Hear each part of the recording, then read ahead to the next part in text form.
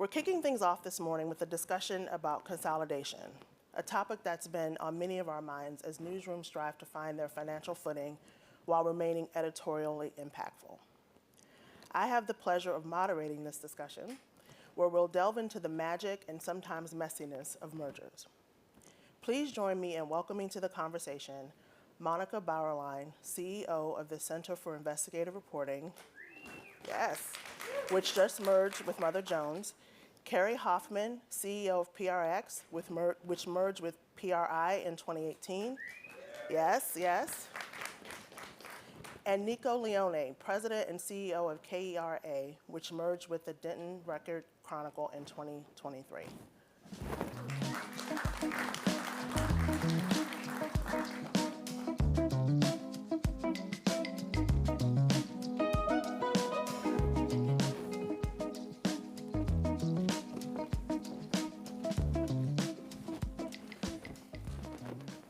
Okay, so we're gonna do this a little bit like the reunion show for 90 Day Fiancé. But everybody got married and they're happily married. But for those of you who missed the season, it was a good one. Too bad you missed it. We're going to recap how these mergers came to be, update everyone on how things are going, and then leave you with some lessons for funders who are either considering supporting mergers or maybe mid-merger and sort of wondering, the best way forward. So let's have Monika kick us off. Oh, thank you. I feel like you already said it all. So we can just talk about 90 Fiancés. But we merged for the same reasons that everybody should merge. Not exactly everybody, but everybody, I think, should consider it when the opportunity presents itself. And that is because at this moment, when journalism is in so much trouble and investigative journalism has been in trouble for longer, even when local newspapers were still doing okay, they were cutting their I-teams. So there are very few organizations that really specialize in investigative reporting. It is hard, dangerous, and extremely difficult to pay for. So at a moment like that, can we afford to leave a single dollar that could be going to this work to go into the extra infrastructure that it takes to maintain two separate organizations? Can we afford to be invested in our organizational egos to the extent that we can't think outside the box and think about how can this work get done the best, as opposed to how can this particular organization maintain its particular separate existence? And so here I have to give a huge shout out to Robert Rosenthal, who's not here today. Rosie's finally hanging out in Hawaii. But many of you know him. He was the CEO of the Center for Investigative Reporting when we undertook this merger journey. He is now our CEO Emeritus, still really involved. And he was an incredible partner in this, to that point of setting aside organizational ego and being all about the work. And I brought this slide because that shows the positive promise of the merger. So not just, how can we keep this work going, but how can we make it better? We were aiming to build a 360-degree newsroom because at this time of fragmentation for audiences, can we also not afford to leave a single audience member on the table, so to speak? Are we not obligated to say, if you love a long-form magazine story, we've got that for you. If you love a podcast, we've got that for you. If you love a TikTok video, we've got that for you. And if you don't know yet that you love it, but you would, we are coming to you on the platform that you hang out at and bringing this journalism to you. So that was what we set out to do, and it's been incredibly exciting. I think there's a clicker here, so I even get to advance this, maybe not. Sorry. But there you go. So that was the promise of putting together multiple audiences and creating synergy, both on the infrastructure side and on the impact side. Thanks for that. Nico, chime in? I'm so glad you started by talking about ego, because in many ways, for me, that's the elephant in the room when you start talking about mergers and acquisitions. I run KERA, the public media organization in Dallas-Fort Worth, and we've actually taken a really broad strategy that thinks about mergers and acquisitions as sort of the end of a spectrum of how we work with other organizations, ranging from more limited partnerships to full-blown collaborations to management agreements to acquisitions. And for us, we really start with just the idea of mission and service and audience. And I think at this point in time, there's no one news organization that can really meet all of the needs of all the audiences we're trying to serve in our communities. And if you start with that and that shared sense of service, I think what it does is pushes you to start thinking about how you can be better together with other organizations. Often, as you said, the organizational ego is what gets in the way. But when you find the right partners who share that sense of service, what we found in North Texas is the ability to put together essentially a portfolio strategy. We had the Texas Newsroom, it's been in place for probably 6 years now with NPR and all of the stations across the state that really provides a foundation of statewide coverage and reporting for our audiences. In the last 3 years, we've popped up 5 other projects on that spectrum, from collaboration focused on service journalism with the Dallas Free Press, the Fort Worth Report, which is about 3.5 years old and for my money is one of the best performing nonprofit news startups in the last 5 years in terms of their ability to scale. We started talking with them a month before they launched. We were actually an investor in them. We're a collaborator. We cross-trained them on audio, so they help feed our services. We launched a partnership with the Dallas Morning News, which is publicly traded but still family-owned, to cover the arts together through a lens of access and equity, and actually brought in some folks from BCG to think through the business model considerations across a newspaper whose business is now driven by a paywall and is publicly traded, and a 65-year-old public media nonprofit. We put together a management agreement with the city of Dallas to bring WRR into our organization. They still own the asset of the license. We have full operational control and full P&L responsibility, and that then layers into a lot of our arts reporting and arts coverage. And then a little over a year ago, we acquired the Denton Record Chronicle, which is a 120-year-old family-owned newspaper.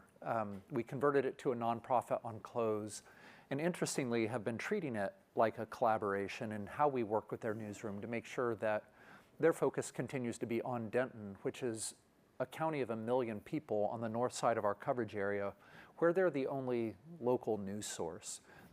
So again, we put together sort of this portfolio of projects on the spectrum of how we work with other organizations. Some of the partnerships may eventually become mergers or acquisitions, but the thread through all of them is that sense of serving audiences better together and thinking about how we can be an anchor of the ecosystem and help connect partners in a way that'll serve our audience that works for each partner's business model. And I think really the determining factor for success with these has just been our ability to set ego aside and think about what's best for the audience, regardless of how that may show up from a business perspective. I'm glad, I'm going to pick up that baton. So we have, on this stage at least, the oldest merger. So we merged PRX and PRI 6 years ago. And I would say in the rearview mirror that we have been about 80% successful. And I think in the world of nonprofit mergers, that's wildly successful. And so I'm on the other side of all of that combining of people, process, and projects. And so I've done a lot of reflection about what exists in that 20% that I felt like didn't go that well. And that changes as I get more experienced and hindsight gets clearer. And we had what is called a vertical merger, which are two organizations that actually overlap in the customers they serve and the funders that they get support from. And so our merger solved a couple of problems immediately. We combined some relationships, we combined some customers, we put $1 million worth of duplicative fees back into the hands of public radio stations who we were serving, like instantly. And so in that way, that gave us the fuel to keep going. In the things that I now know, and especially given this audience, we didn't raise any money to do the merger, and that was a huge mistake. Partly because mergers are really expensive, and they're expensive on all the simple ways, extra seats in Salesforce, legal fees, all of the nitty-gritty that it takes to put systems together. We had one organization on a calendar year. We had one organization on a fiscal year. We didn't really have a clear financial picture for quite a long time. That took me by surprise. Some things move fast, some things move slow. And so I wish that we had raised money to do that mechanical coupling. And in the absence of that, we incurred debt that we still carry 6 years later. And it's an easy question for me to ask this audience. Who would fund a 6-year-old debt from a merger? Nobody, right? So it's a one bite at the apple kind of thing. The second thing that I've taken from my reflection is how important the board of directors is. Ours was a very staff-led merger, which meant that at our first 3 board meetings, people were still introducing themselves to each other, which meant that the board, which is really responsible for the mission and the language of the mission, the wordsmithing of the mission, and the name of the organization, and all of that, and what's going to happen to the outgoing staff, all of that stuff, I now know should have been pre-negotiated between 2 boards. And we didn't do it that way, so that left a lot of conflict for us to work out. Now, we got to that pretty quickly because it became apparent, but just the name alone took us 10 months.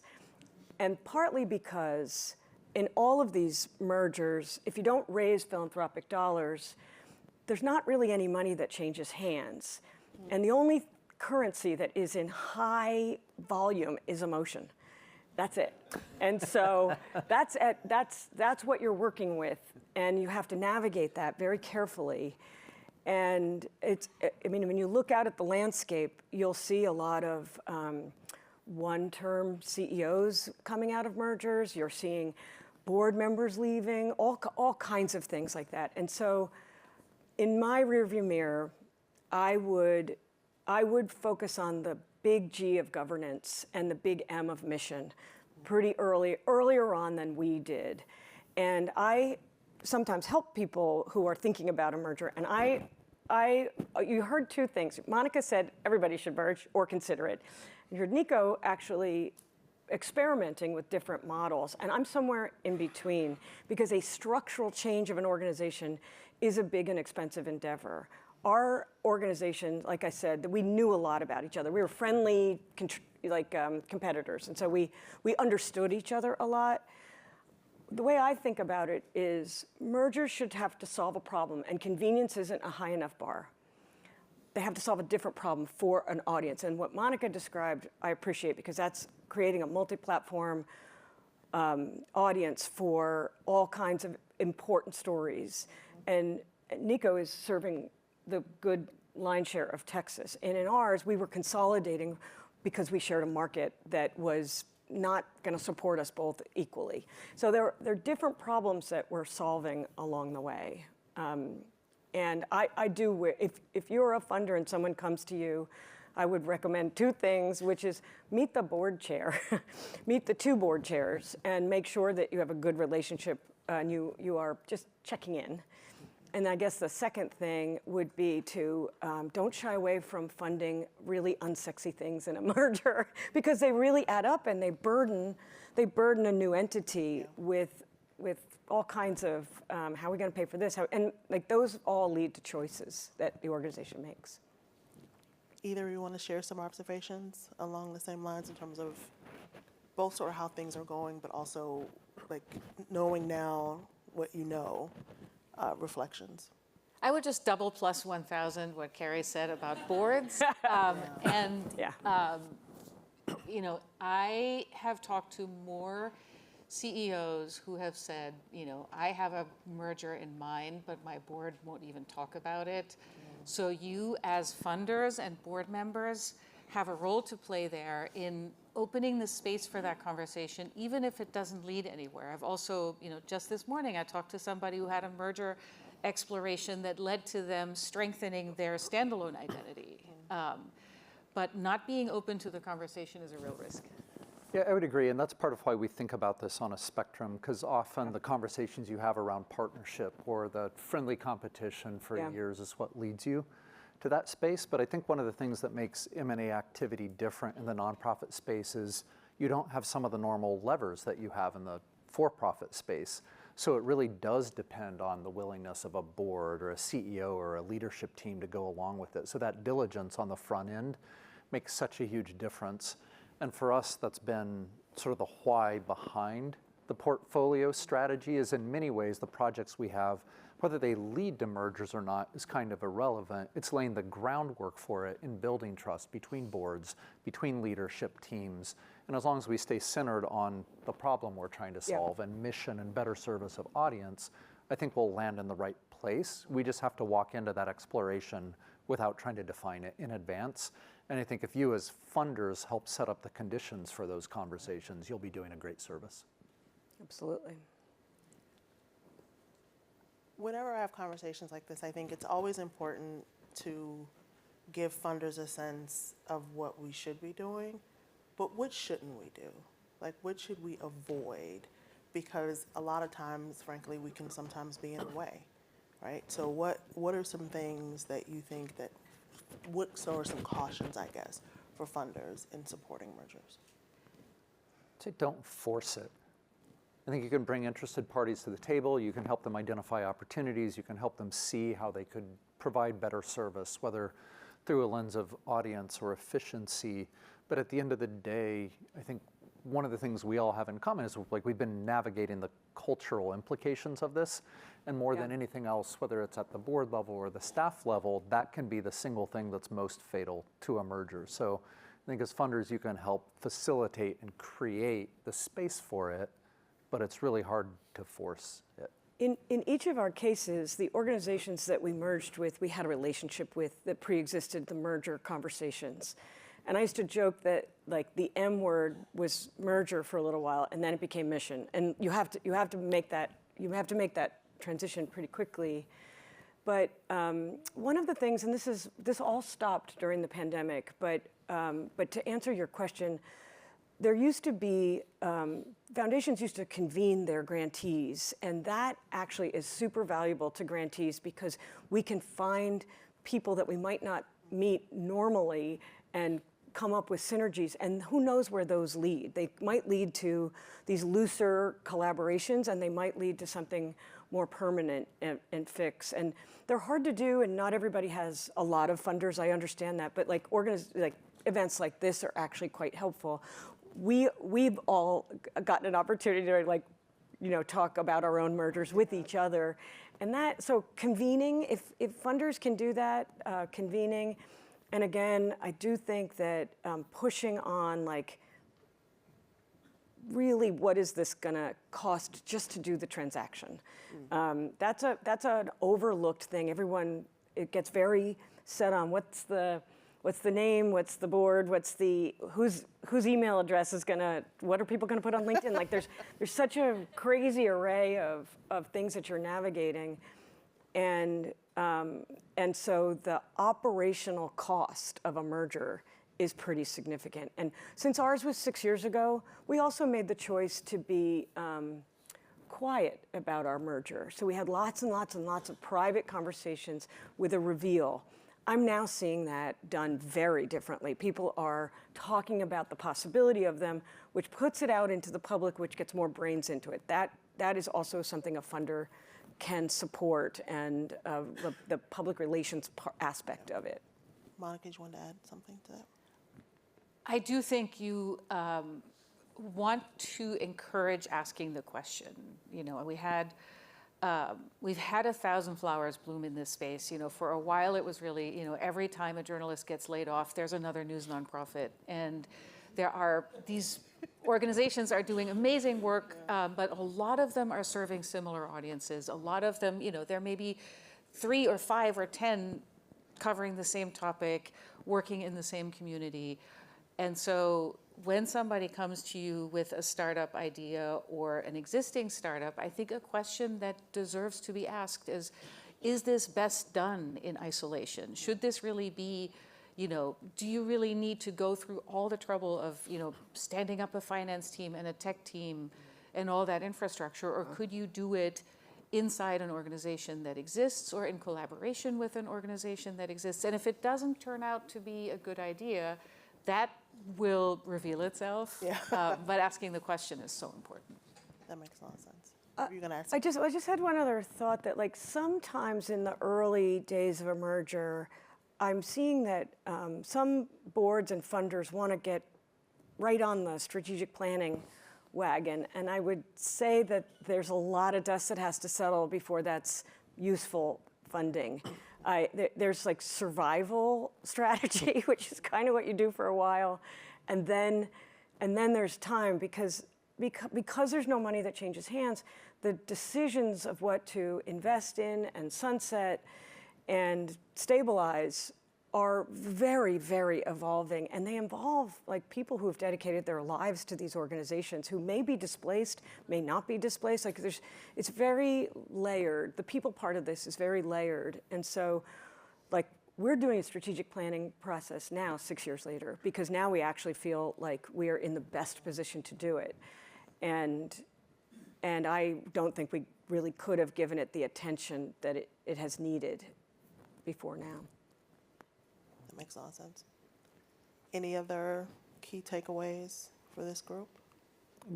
Building off of that, I think, I think about it almost like the advice you get, like if you lose a spouse, that you shouldn't make any big decisions for a year or two. It's a little bit of a morbid way of looking at it, but also so often there is a sense of loss in a merger or acquisition, particularly for people who have spent a good chunk of their career or their life building something, and even when they're excited, leaving a little bit of space for that. And then operationally, in many ways, you don't really know what you're doing until a year in. You've got to go through a full business cycle. So when we talk about what we've done in Denton, in many ways, that work is just starting, because the first year was the back end, and now we can start to play together a little bit more. And 6 years may be a little long, but waiting a year to get into that strategy work, I think you sort of have two windows. You've got on close, there are often some actions you can take that are very self-evident. Often those are more built around efficiency. And then once you've been through a full business cycle in a year, it's a really good time to come back and talk about strategy, because you're so much more informed having been through a year of operating together. You can get through a lot of that work, and you're in a much better position to have a conversation about your forward-looking strategy. 6 years minus a pandemic would have been right. That's not how it worked out. And I think we should, the title of the panel is sort of a promise, right? Yes. But it's also, we are at the time that we're at, with this sort of incredible peril for journalism and for democracy in these, 13 days that we're all going to lose a lot of sleep in. And I mean, let's have, some real talk that every one of the CEOs and EDs that you're dealing with as funders or as board members, and those of you who are CEOs and EDs know what I'm talking about, every single one of them is struggling in some way. All of these organizations are trying to figure out how are we going to make it, through the next year, 3 years, 5 years. And some of them will not make it. A lot of them, I think, actually will not make it. We will have a real shakeout in this field. And, what can we do to make it a good shakeout and to preserve as much of the work and the journalism as we can as we go through this? One of the words that I used a lot throughout our merger, and I think it is something that funders can ask people, is just like, where will you find hope? Because hope is one of those things that's not predicated on an outcome. Right. And so getting people to, and it's not like, where will you find success? That's actually a much harder question. Yeah. But where will you find hope is something that can permeate staff and boards, et cetera. And it's a low lift question in some ways, so doesn't intimidate people, but it gets you thinking in the right way. And I do think that funders considering themselves partners in that hope is a great place for funders to be. And I think that's a great place for us to end the conversation. End on hope, always. It always end on hope, right? You guys join me in thanking our incredible panel. Thank you.